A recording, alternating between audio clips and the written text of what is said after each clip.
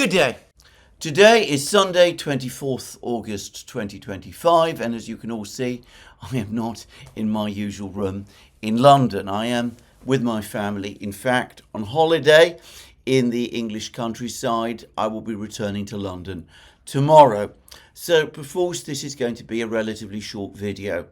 And I should say straight away that in some respects, this is appropriate because the frenetic diplomatic activity of the last 3 weeks, the activity that began with all those threats from Donald Trump to impose sanctions on Russia and tariffs on Russia's trading partners, unless Russia agreed to a ceasefire with Ukraine by the 8th of August, and then which led to Steve Witkoff's trip to the United States, and then in turn to Donald Trump's and Vladimir Putin's meeting in Alaska, in Anchorage, and then the follow-up meeting between Donald Trump, Zelensky, and the European leaders in the White House, and then the various comments and statements by Russian officials, particularly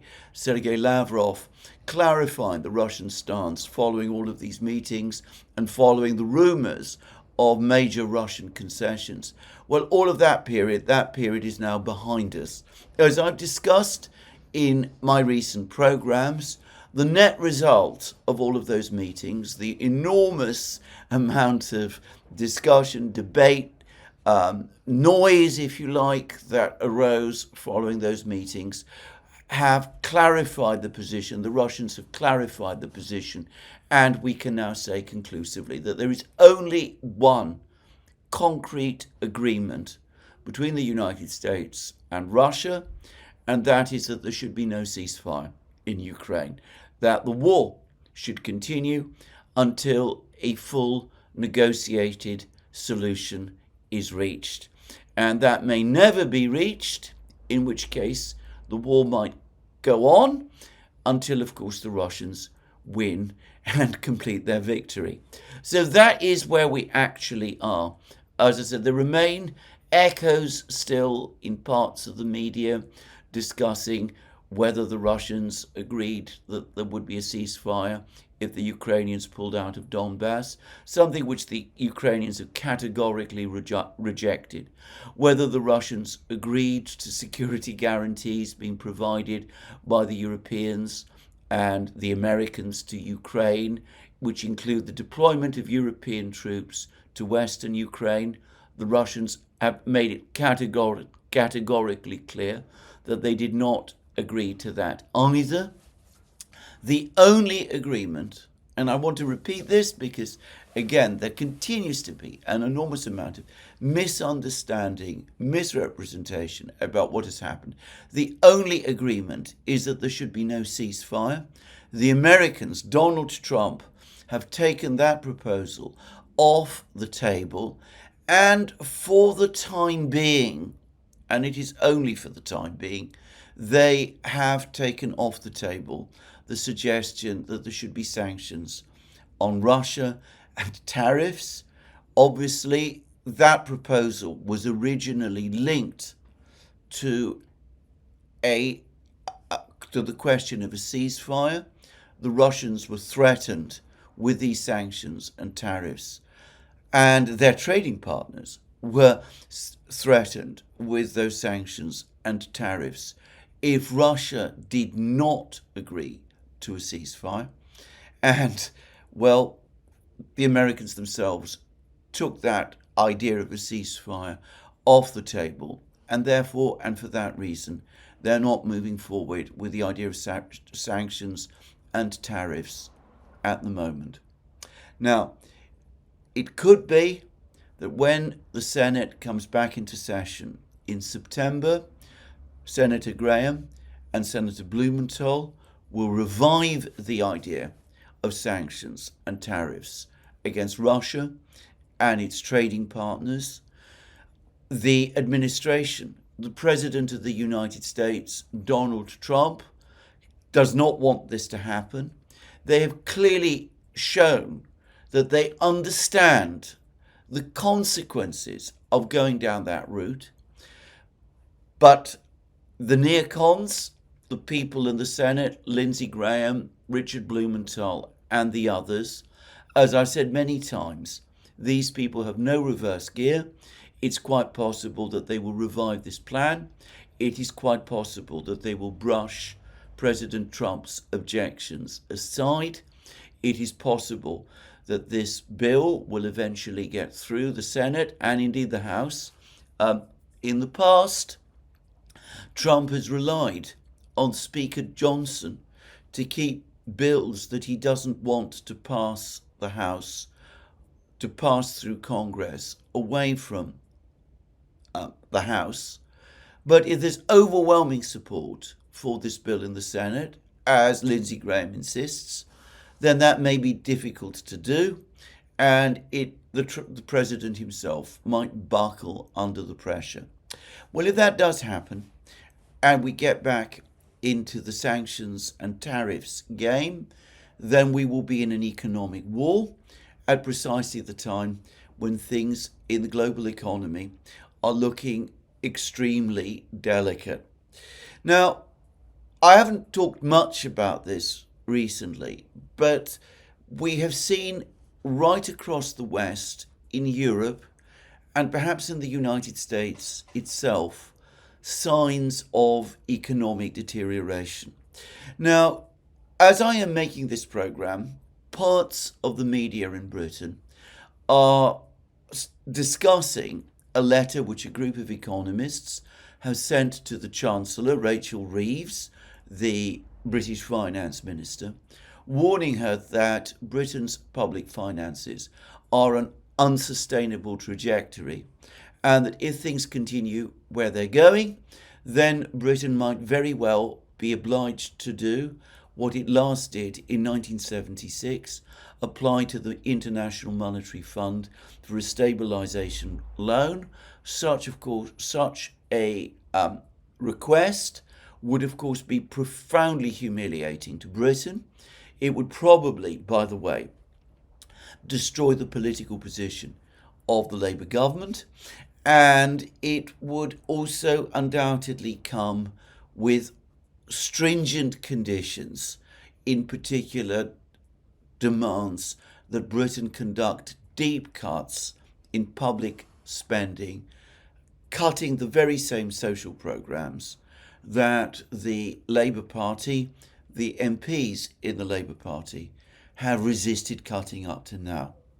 Now, one must be very, very careful about this letter, because I know all of the economists in question, not in person, I should stress, but by reputation. They're all, I would describe them, without exception, as far as I can see, very much people who one would associate with the Conservative Party, with the centre-right.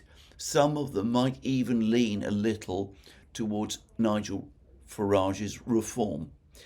And I can't help but think that partly this is a letter that has been written in ahead of the political manoeuvring that is going to take place in Britain over the next few weeks as the British government moves towards its autumn statement, in which it is made fairly clear that it is going to have to raise at least some taxes. So there is an element of politics involved. But the very fact that people are playing politics with this idea at all, and for the Labour Party in particular, the idea of going to the International Monetary Fund for a loan after what happened in the 1970s, when a Labour government had to apply to the International Monetary Fund for a loan and basically saw the collapse of its political position and its social and economic programme. Arguably, the Labour Party, as it existed at that time, has never recovered from that crisis at any point since. Anyway, for the Labour Party, any discussion, even this kind of discussion, of that possibility must be incredibly alarming. Now, I'm going to make a few quick observations about this. I have been reading several articles in the British media, including by some actually conservative-leaning economists who are saying that the economic situation in Britain today is nowhere near as bad as it was in the 1970s. I disagree. I think it is actually much worse. I've always, in fact, myself believed that the 1976 bailout, the application to the IMF at that time, was based more on the result of panic and misunderstanding of the underlying dynamics in the economy than actual, real, underlying realities. At that time, we're talking in 1976, debt to GDP ratio in Britain was declining. There was prospects of a major improvement in Britain's medium-term financial position because of the forthcoming oil receipts, and in particular, the worldwide inflation crisis that had struck at least the Western world in the 1970s was peaking and was preparing to abate. And the reason that was the case was because the proximate causes of that inflation of the 1970s, the massive overspending by the US government in the 1960s on the Vietnam War, the Moon Program, and the Great Society Program, that period of overspending by the United States, by the US government, was coming to an end. So the prospects were for a decline in inflation, an improvement in Britain's medium-term fiscal position, and of course the fiscal position anyway was not really anywhere close to being as bad as it is today. Today, debt to GDP ratio in Britain is over 100%, much worse than it was in the mid-1970s. Inflation is growing, it is not falling, even if it has not yet reached the levels that it did in the mid-1970s. And there is no medium-term prospect for any improvement in Britain's fiscal position. Moreover, structural changes in the British economy make it very difficult to see how the situation can be remedied in any other way. And in any other way, Britain is no longer a leading industrial power. Energy costs are, I believe, the second highest in the world. And there is no real sign that any of that can be improved, not in the short term, not in the medium term either. The other thing that makes the situation today much worse, in my opinion, than it was in the 1970s, is that the same malaise, to a greater or lesser extent, is afflicting all the major Western economies. I read a most disturbing article in Eurointelligence, a European magazine that tracks developments in the European Union, which made the absolutely valid point that no European government, and certainly not the European Union as a whole, has any plan on how to improve labour productivity across the European Union, which in every major European economy is either stagnant or declining. The same is true of Britain, but it is also true of the other major European economies as well. There have been various plans, there's been various ideas. The German government has embarked on a massive spending program, which might slightly goose up the GDP figures for a short time, though it should be said that GDP again contracted in Germany over the last quarter. The same structural problems that affect Britain affect all of the European economies as well. Some to an even greater degree than Britain itself. And there's been a great deal said recently about a supposed improvement in the state of the economies in southern Europe, in the Mediterranean world. This is completely wrong. I could say that as somebody who comes from that part of the world originally and his strong contacts there. Italy continues to stagnate. Greece has never recovered to anything approaching the levels of economic activity that it had in the early 2000s.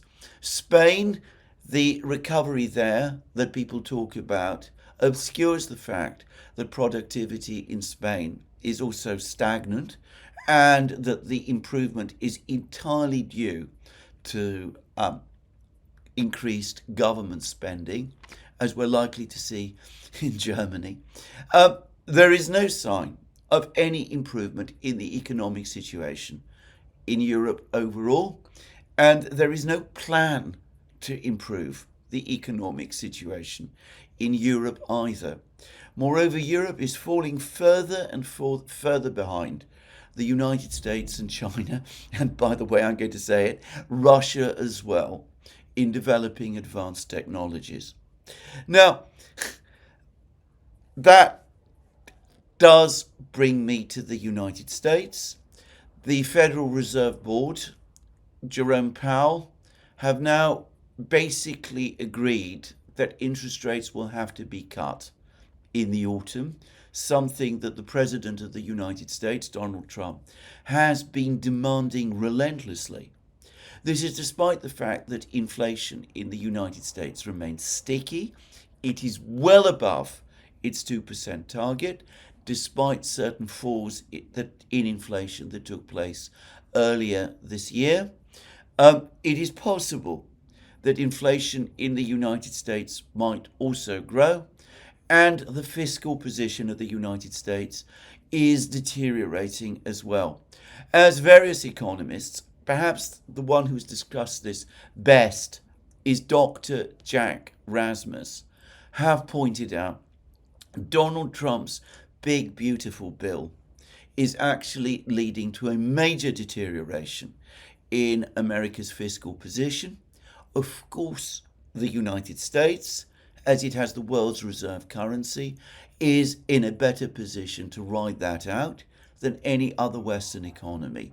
But it seems that underlying growth in the United States is also now starting to fall back and may be at between 1 and 1.5% growth in GDP. And that might even be generous given the uncertainties about some of the figures.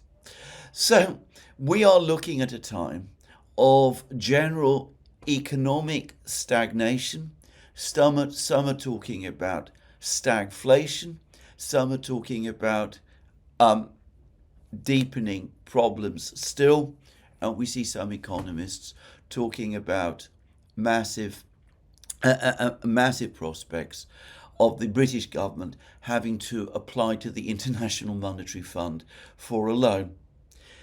In this kind of economic world that we are in today, throwing on top of it massive sanctions and tariffs, relaunching the economic war against China and other countries, not to mention Russia itself, causing potential disruption in world energy markets, seems to me misguided to an extreme degree. Part of the problem, in fact, a major part of the problem, in my opinion, is the extent of denial across the West about the extent to which it is the economic war against Russia which has already been waged, which is part of the problem. The key effect of that economic war is that it blocked simple transfers of Russian energy to Europe, causing a major spike in energy costs in Europe, and by the way, in Britain as well. Yes, obviously, the various green plans and green deals have played a role in this, but the major cause has been, the major proximate cause has been the economic war against Russia. That has had a major impact on the European economies.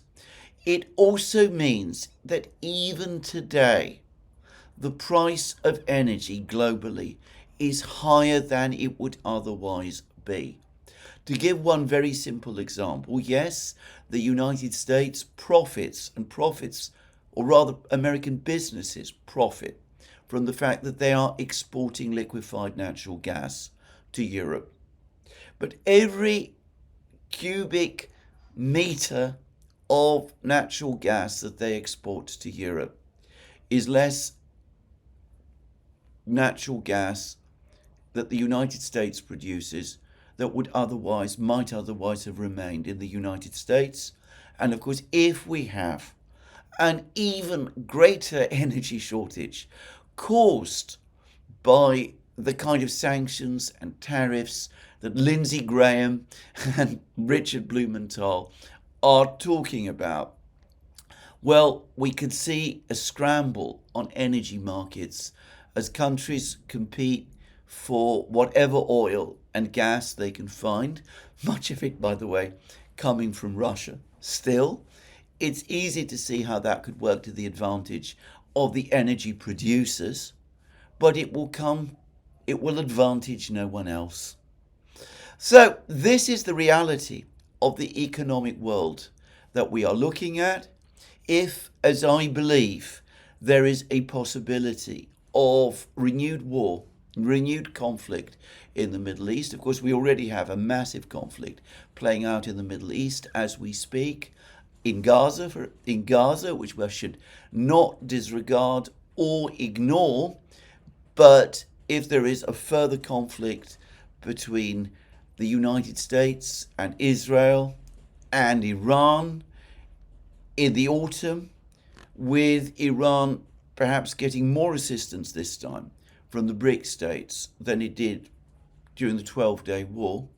If that does happen, then of course the effect on energy supplies and energy costs are unknowable, and they will add an extra degree of uncertainty and volatility into the mix. So I don't get the sense that Western policy makers seem to have any understanding of this. They continue obliviously pursuing what are ultimately self-destructive economic policies. And, well, I don't myself believe that we are quite close in Britain to a situation where the British government might be obliged to turn to the International Monetary Fund for assistance.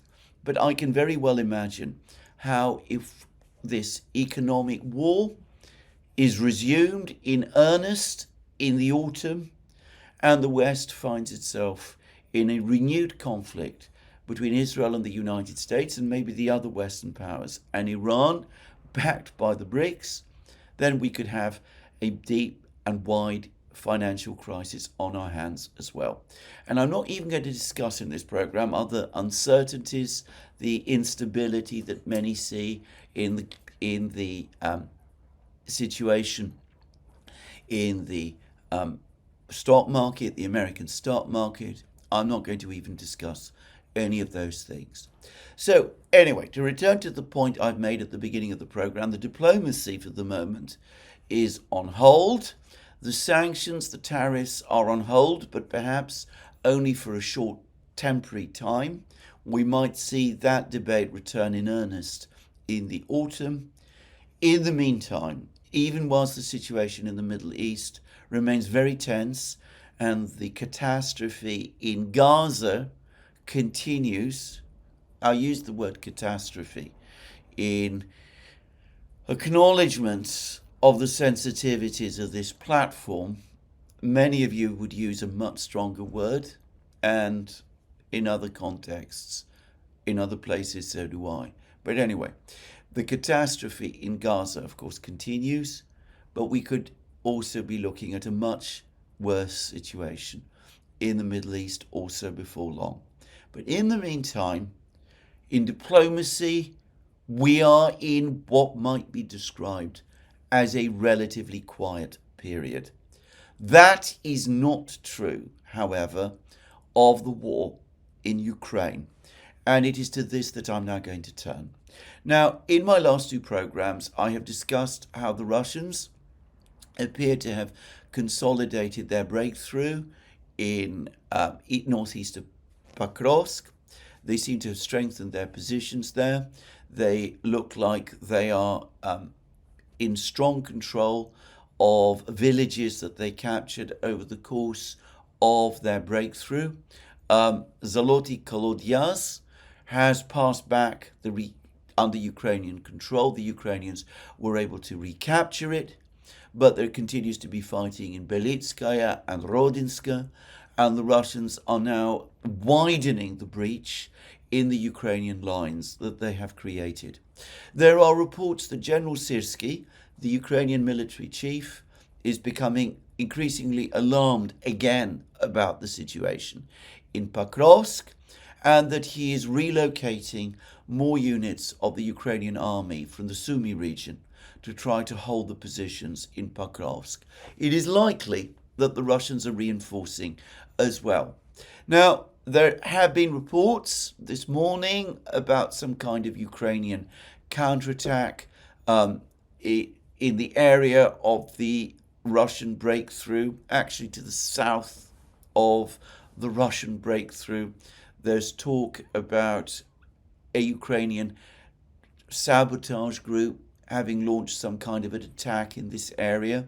There was talk a couple of days ago, and I believe it's still ongoing, about some kind of Ukrainian counterattack in southwest Donbass as well. The point about all of these counterattacks, and the Ukrainians regularly engage in them.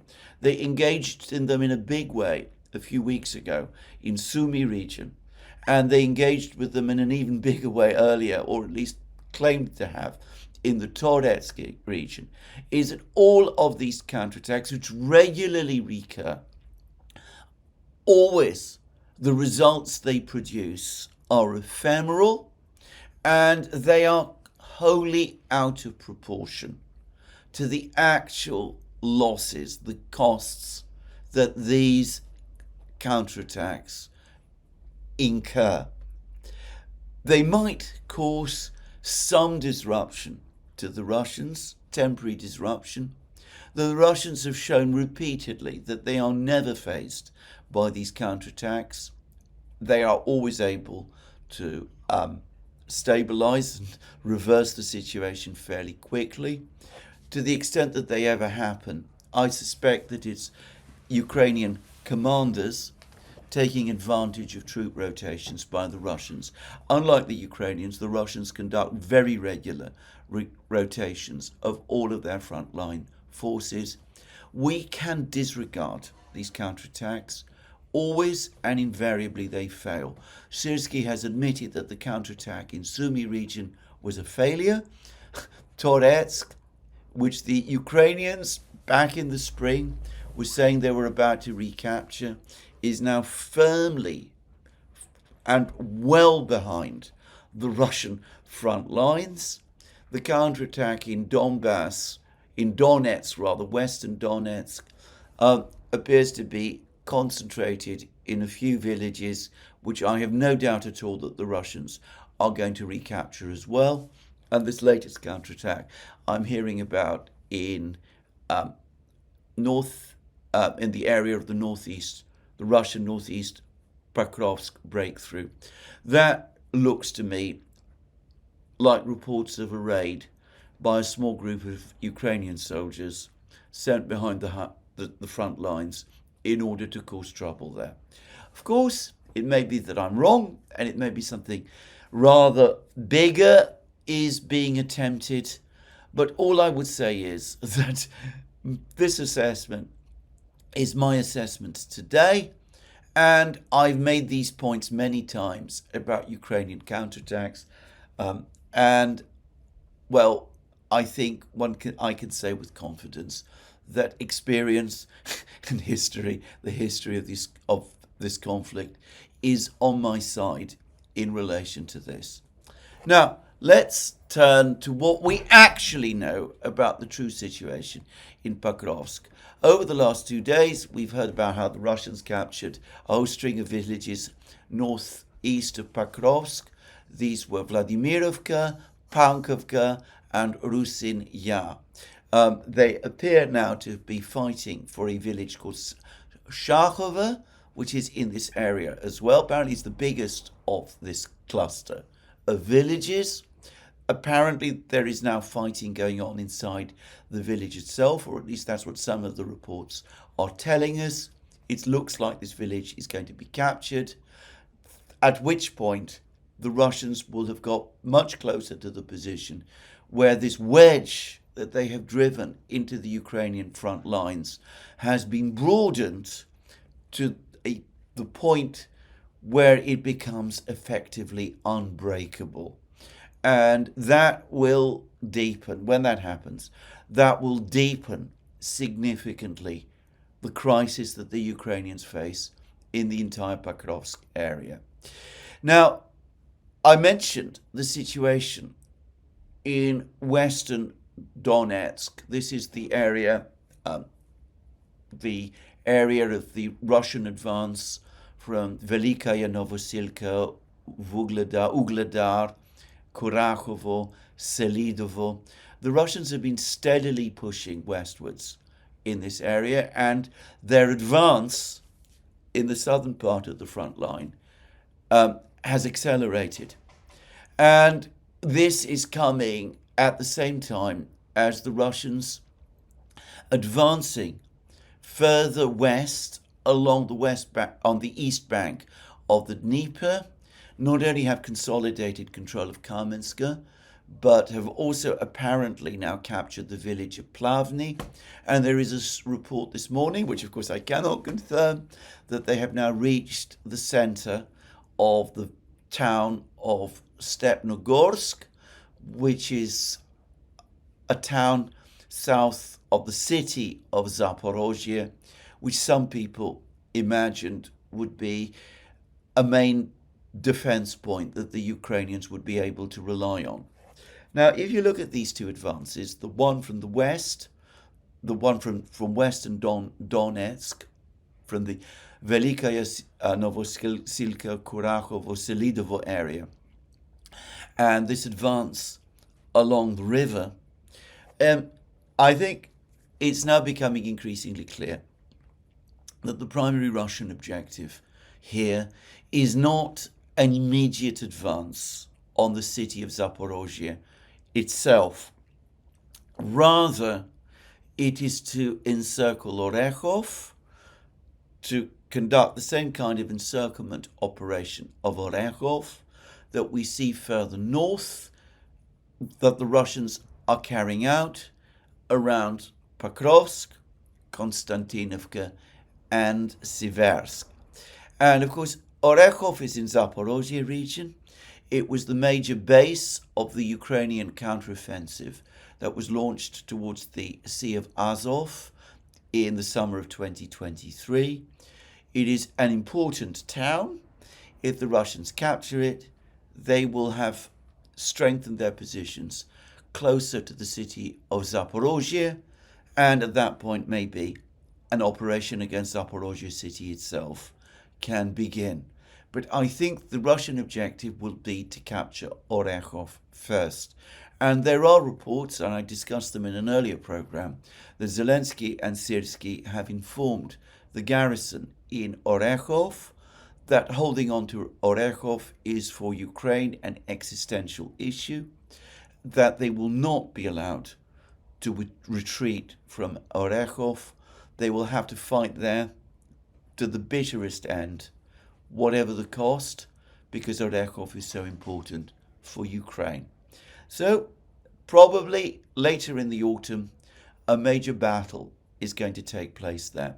I've said in many programs in the past that as the Russians have advanced west from Ugledar, Kurakhovo, Selidovo, and all of these other places, Velikaya Novosilka, My Google map of the city of Zaporozhye is starting to show the Russian advance from the west. You can gradually see the Russian forces converging towards the city of Zaporozhye on the Dnieper from multiple directions. And, well, there it is. Today, as it happens, the Russian Defense Ministry claimed that a village called Filia, and I don't pretend to know where Filia is, that this village has now also been captured by the Russian military, and apparently it is in Dnipropetrovsk region, so it may be part of this advance. Now, notice that the Russians are conducting an advance westwards towards the Dnieper to the city of Zaporozhye. We've had multiple reports circulating about how the Russians supposedly have offered to freeze the front lines in Zaporozhye and Kherson region, and provided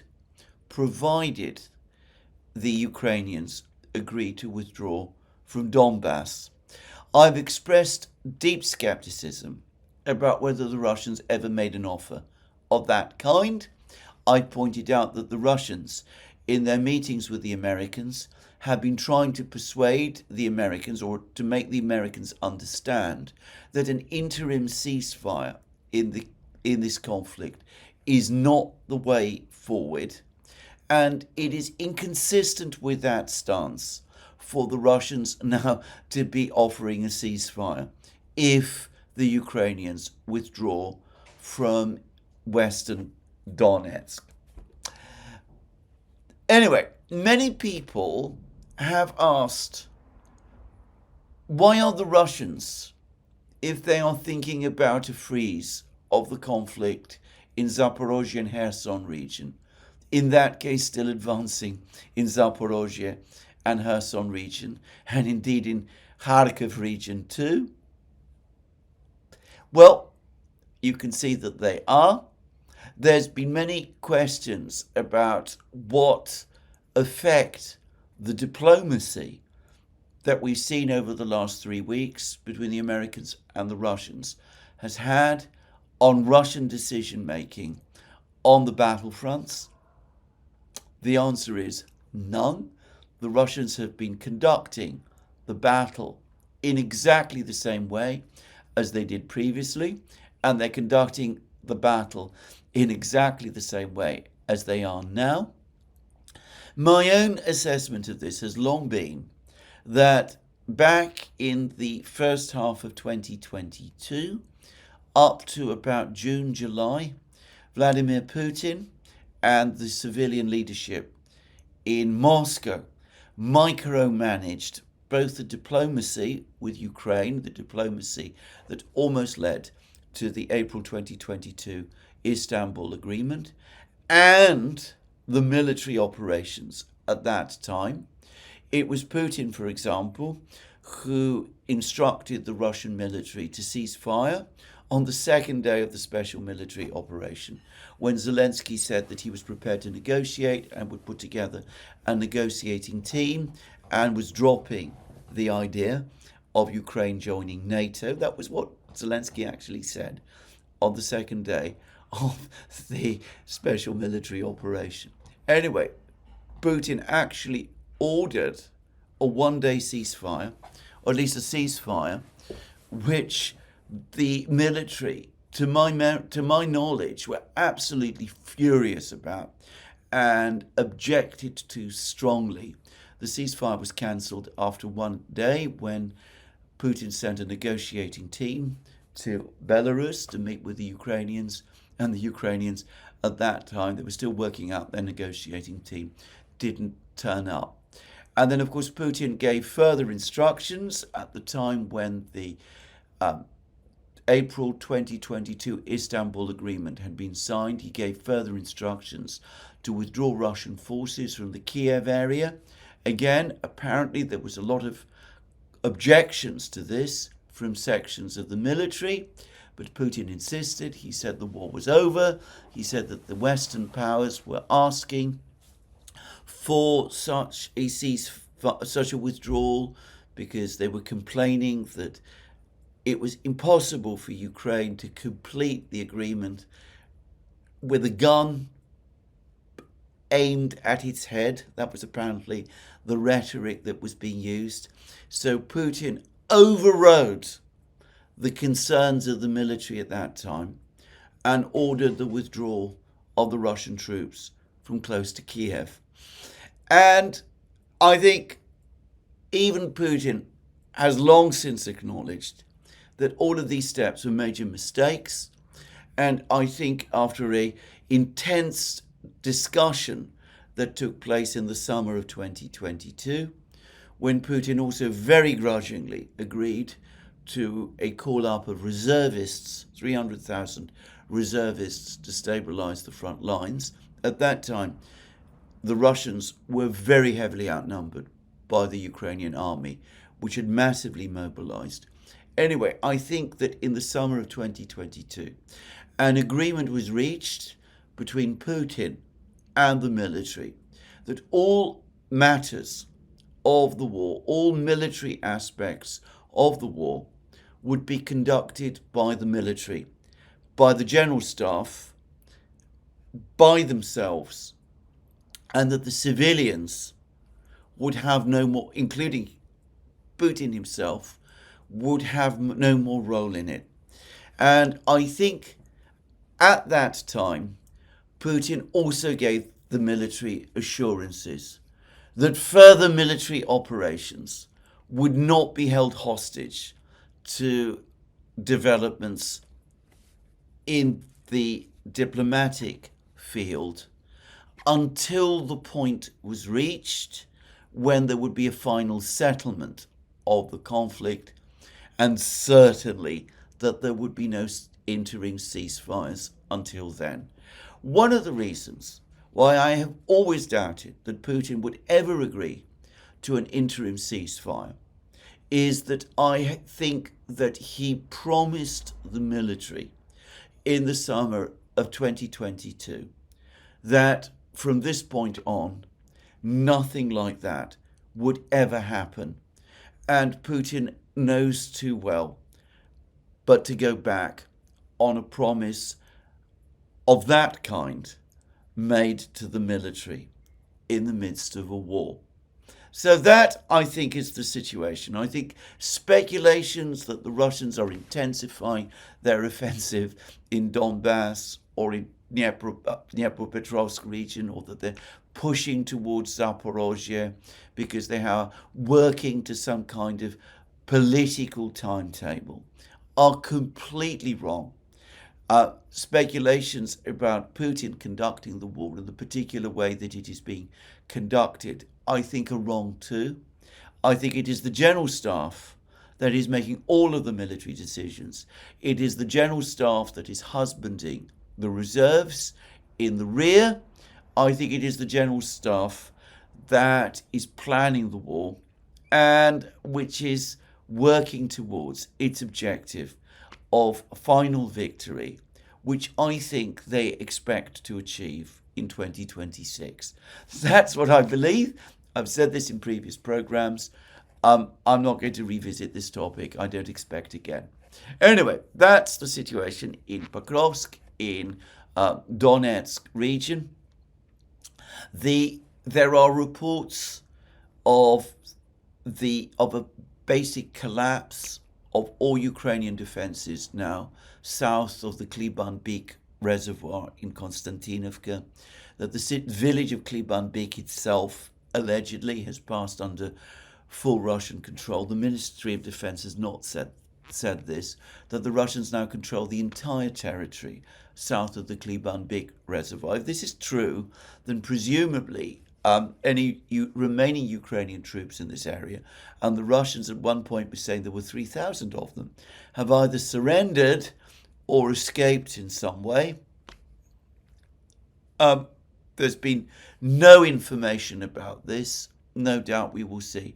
Perhaps they are still holding out in a few places. Brave souls fighting on. We will see what eventually happens to them.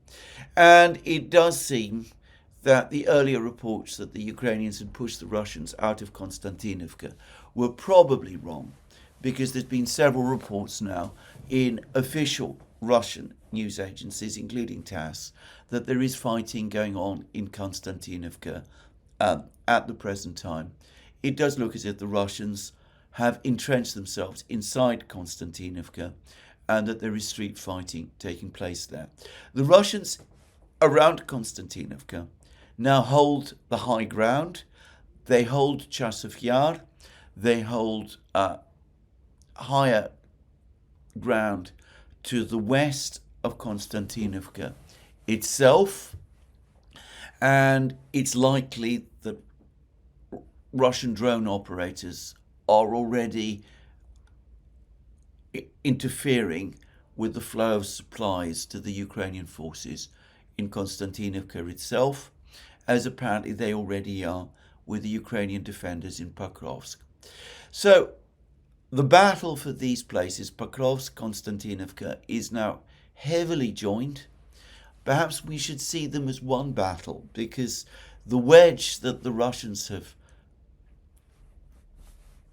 punched through the Ukrainian defences northeast of Pokrovsk is also a wedge that the Russians have punched through the Ukrainian defences west of Konstantinovka also. So anyway, we can see how the battle is shaping out there.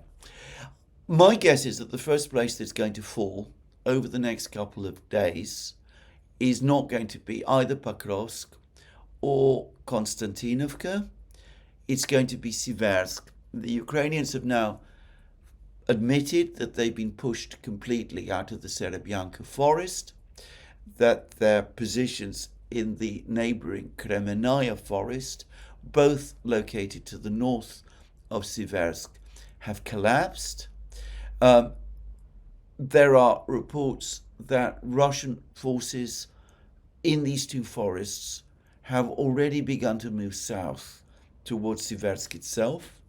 The Russians now occupy the village of Verkhokamyanska to the east of Siversk, and another village, the name of which I've forgotten, between Verkhokamyanska and Siversk itself.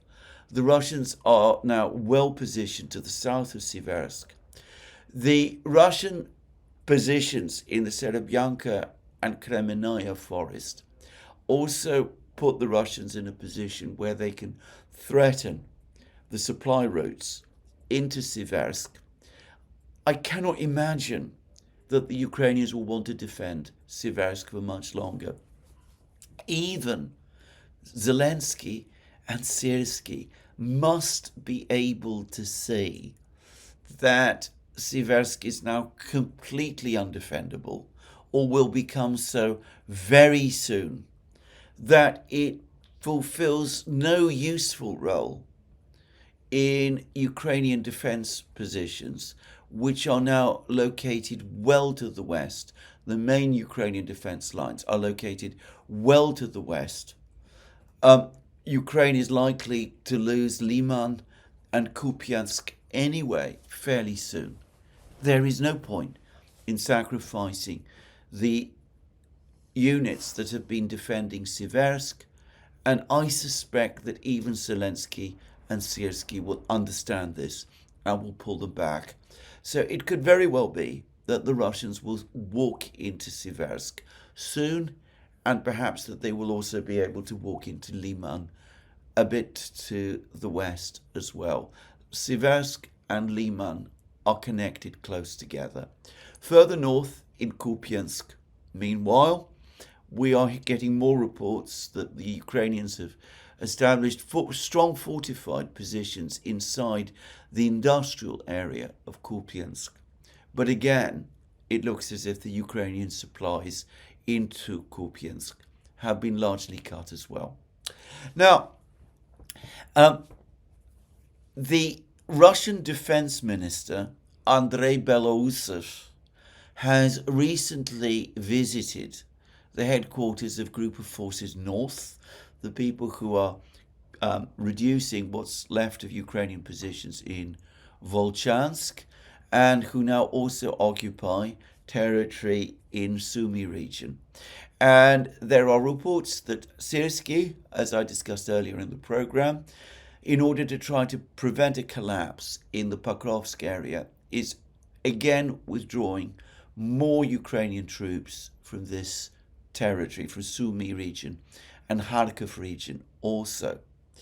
Now, I wonder whether Belarus's presence mean that the group of forces north, is now going to be given more resources, not just to complete the capture of Volchansk, which is apparently largely occupied by the Russians now, but to finally finish the battle for Yunakivka and maybe to resume the advance on the town of Sumy, the city of Sumy.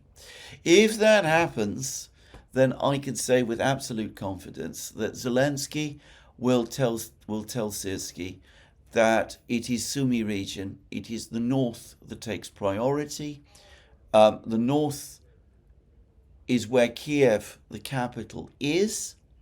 And if he has to withdraw forces from Pokrovsk and from Konstantinovka to hold positions in Sumy region and Kharkiv, then so be it. I say that because a Ukrainian report now says that the Ukrainian forces in aggregate are reduced in total to just 30% strength. Well, you can judge from that what you will. And I understand that many of the men who make up many of the brigades are, in fact, new mobilized people. And anyway, the whole situation looks extremely difficult and very bad for the Ukrainian army, as I've discussed in multiple programs. Now, I'm going to finish this program by saying that there's also been some further information, and by the way, this is now coming from multiple sources, going over that massive leak of purportedly from the Ukrainian General Staff. To repeat again, I believe it was the Russians, the Russian military intelligence, who were definitely behind this leak. But apparently, it is increasingly, people who are studying this leak carefully are increasingly coming round to the view that it is accurate. Some of the reporting of this leak is inaccurate. The number of casualties that people are citing is not actually the number of casualties, or at least it doesn't provide a good sense of the breakdown in casualties that this leak actually provides. But it is increasingly looking as if this information might be real, even if the provenance is still open to some challenge. I am going to discuss this in much more detail when I get back to London and when I sift all of the information about casualties altogether. But we are now, I think, in a position to start arriving at more substantive information about Ukrainian casualties altogether. But this, as I said, is a topic that I'm going to return to in London. I'm not going to discuss it now because it is a huge topic and, of course, a very important one. This is where I'm going to finish today's program. Let me remind you again, you can find all our programs on our various platforms, Locals, Rumble and X. You can support our work via Patreon and Subscribestar, links under this video. Last but not least, if you've liked this video, please remember to tick the like button. And of course, don't forget, if you've liked this video, to check your subscription to this channel. That's me for today. More from me soon. Have a very good day.